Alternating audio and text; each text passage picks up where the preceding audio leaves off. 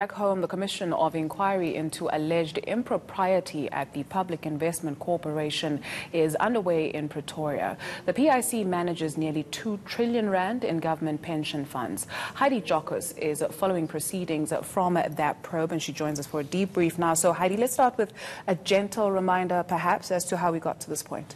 So it's very important to remember that the Public Investment Corporation deals with government pension funds, as you mentioned, to the value of about 2 trillion rand. And the President last year decided that it is important to establish a commission of inquiry into the PIC, given the fact that there had been allegations of misconduct, dodgy investment deals, impropriety, and the President cannot afford to have a situation where the PIC is also in question, given the fact that it is the largest asset manager on the African continent and in South Africa. So this is why this commission has been established, to try and figure out whether there were any dodgy deals, whether the PIC has in fact followed proper procedures in terms of picking the right kind of companies to invest in, and whether it was done properly or not, and whether there was any impropriety involved when those deals were struck. And according to executives that appeared before this commission, they were none the wiser as to what was happening at the Public Investment Corporation.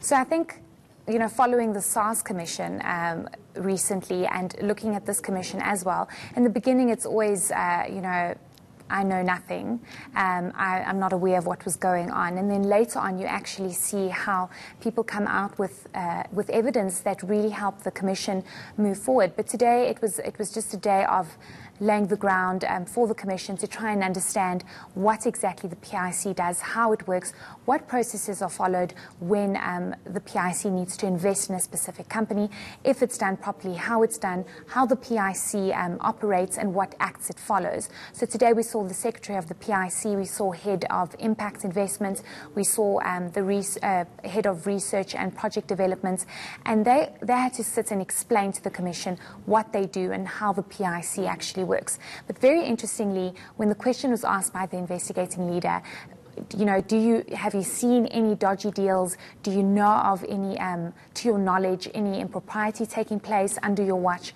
And they all said no. So either they don't know, or they do know, but we can never really say. So we're going to have to wait and see what happens in the next coming days. If anybody comes out and says, actually, I was aware of this, I couldn't do anything. But it's literally just a wait and see game. Interesting and that the Secretary wouldn't know. Yes, yes. So what to expect tomorrow on day 2?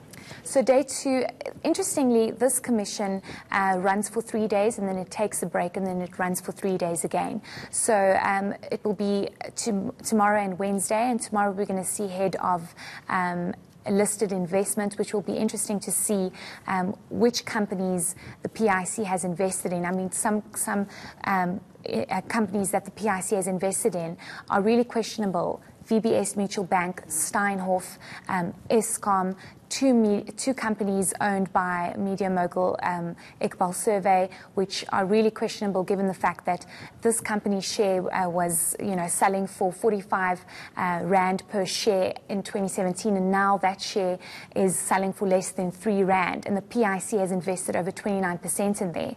So really questionable investments that I think this commission really needs to get down to try and figure out why these investments were made, given the fact that government pension funds are at stake here. This could be such an interesting series. Another commission, another day. It's just more bombs need to come out, just like the Zondo commission. Let's give it time. They say time reveals all. Thank you very much, Heidi Giokos, for those details.